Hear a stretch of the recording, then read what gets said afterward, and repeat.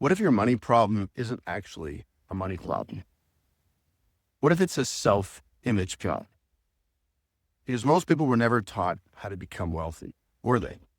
They were taught how to behave, go to school, get a job, be responsible, don't ask for too much, don't show off, don't be greedy.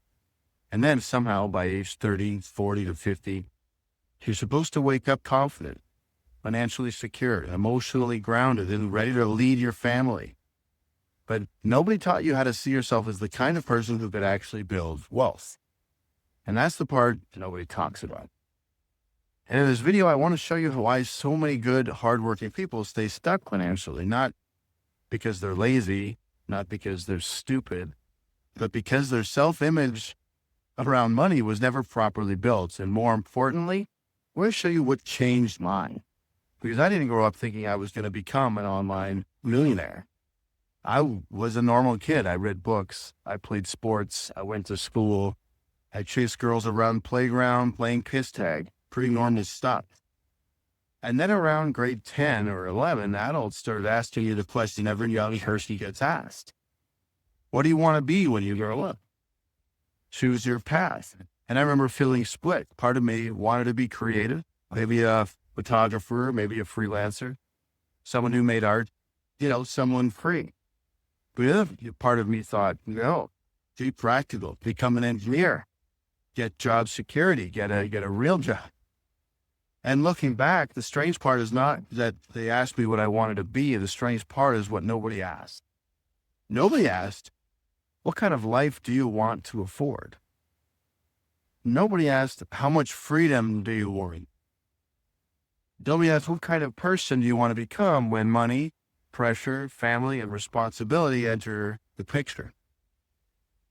Well, at 16 or 17, money was invisible to me. My parents paid for most things. I just went to school, played the sports, studied faithfully. Money was just this adult thing floating somewhere in the background. I even remember going to a little lecture about investing, stocks, bonds, compound interest. Something like if you put $50 a month away now, one day you can have $1 million. And of course, it went straight in one ear and out the other. Because how is a teenager supposed to understand the value of money before they've even felt what it's like to not have enough of it? Years later, I found myself on this quote safe path. I became that engineer, white collar job, respectable title, around 70 grand a year as a junior, 2 grand every other week. On paper, it looked fine, but inside, I was getting thinner, physically and internally. I had a 40-minute drive to work. I sat in a cubicle for 8 hours. I ate lunch alone, and I kept thinking, there's no one here that inspires me. I can't do this forever. That was the first time the math broke for me. I was doing what I had been told to do, but it didn't feel like freedom. It felt like a slow trade. My time for money, my energy for security, my personality for a paycheck. And the scary part was I didn't even know what was missing. So I left engineering. I thought, maybe the problem is that I need to work with my hand. I had been athletic. I liked movement. I liked building things. So I went into carpentry. I took a pay cut, started again at the bottom, worked my way up for 13 years. Eventually, I built a business. But then COVID hit. So when that business failed, I realized something brutal. I'd repeated the same mistake in a different costume. I still didn't have real wealth. I still didn't own a home. I still didn't have a strong self-image around money.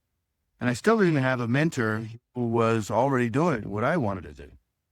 That was the missing piece. Not effort. I had effort. Not work ethic. I had that. Not intelligence. I could learn. What I lacked was someone who could show me how to become the person who creates wealth instead of just working for income. And that matters because money is not just math. Money is emotional. Money carries family history. In my family, money carried weight. My father struggled with alcohol. He didn't make nearly as much as my mother. He couldn't properly pay child support. And my mother raised us on her single income. So while we weren't starving, we were lower middle class, budget conscious, careful, practical. And somewhere along the way, I absorbed a belief I didn't know I had. I'm not the guy with a lot of money.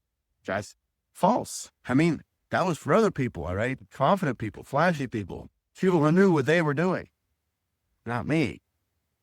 And I think a lot of people have some version of that. They don't just lack money, they lack the self-image of someone who could hold money, lead with money, talk about money, and use money responsibly. So what do people do instead right now? Well, you can see they cope. They doom scroll. They overthink. They impulse shop. They put things off until tomorrow. They call ambitious people fringe. They mock creators like this. They hide behind, I'm not ready, and they consume and question nothing. But the shift that changed my life was this: create and question everything. That shift started when I finally took advice from my first millionaire mentor online. And I'll be honest, it was uncomfortable. He told me to post online, share ideas, give value, talk to strangers, make content, build trust. And at first, I hated it. I felt cringe, just self-exposed. It felt like everyone I knew was watching and judging. But eventually, I realized something. Creating content on social media is not vanity. Content is how ordinary people create value at scale these days. Content is how you attract opportunity. Content is how you turn your experience, your lessons, your ideas, and your story into something that can help you. And if it helps people, it can also pay you. That was the reframe. Social media was not just a place to consume or escape, it was a place to create. It was not just entertainment, it was leverage. One mentor taught me a simple decision-making process. What's the worst that can happen, Nigel? What's the best that can happen? And what's most likely to happen? Then count down from 5. 5, 4, 3, 2, 1. Decide. Seems kindergarten, but that one lesson changed how I moved about money decisions. Because I started realizing money loves speed. The speed of implementation. Think less, act more. It's just testing, improving, repeating, not being perfect from the start. When I started living that way, my life changed. I made my first 100,000 US online in just 7 months. Eventually, I made more money in 1 month than I used to make in an entire year. But the money was not the deepest transformation. The deepest transformation was that my self-image changed.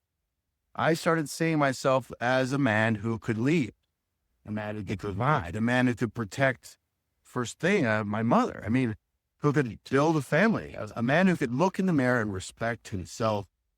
Online business gave me more than income. It gave me evidence. Evidence that I did not have to repeat the cycle. Evidence that I could create instead of only consume. Evidence that I could become self-sufficient. And I believe people never need that more than ever than now, because we do not just have an anxiety problem, we have a creation problem. See, people are trained to consume endlessly, compare constantly, and wait passively, and they rarely are trained to build something that can pay them. They do not need another motivational quote, not another Hollywood movie, not another 10 minutes of doom scrolling. They need to create something, a simple offer, a useful piece of content, a digital product, an affiliate promotion, a small online business, something they can create, publish, improve, and eventually put in their pocket while they go live their life. Because self-sufficiency with your own online business does not magically fix bad habits. It does not replace discipline. It does not replace health. It does not replace relationships, but it does restore something many people have lost. The belief that they do not have to repeat the paycheck-to-paycheck cycle forever. The belief that there is a better way. The belief that their actions can change their family's future. And when someone learns that, a deeper question opens. Not just, what do I want to do for a living, but who do I want to become? Because the goal is not just to make money. The goal is to become the kind of person who can handle the money, lead with money, talk about money, use money without guilt, provide without resentment, build without hiding, and eventually, if you walk that path long enough, another shift happens. you realize the goal is not to stay under someone else's wing forever. The goal is to become someone who can turn around, put your hand out and say, come with me. I can help you do this too. That is mentorship. Not ego, not guru status, not pretending to be better than people. Mentorship is gratitude in motion. So yeah, someone helped me, but now I help someone else. And I believe we're living through a short window in history, right, where this matters more than ever. For the first time, ordinary people are using social media, AI, online education, and simple digital business to create income from their phone. Not everyone's seeing it.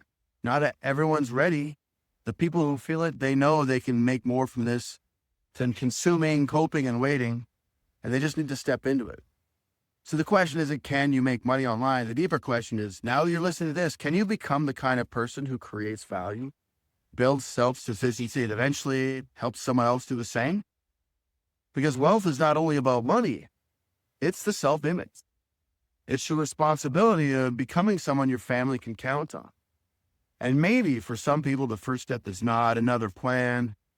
The first step is finding a mentor who has already walked the path and is willing to say, I've done this and you can too. So if this hit you, do not just watch another video just if you're back into the scroll.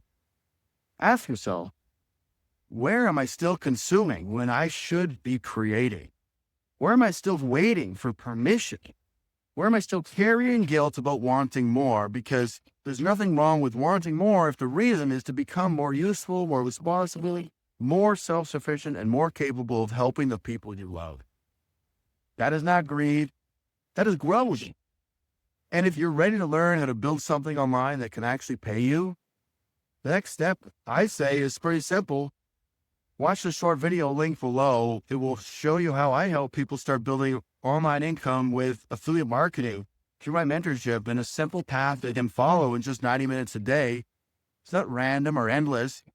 You're not chasing shiny objects. You're just building something real that you can be proud of. Because you do not need another thing to consume. You need something to create.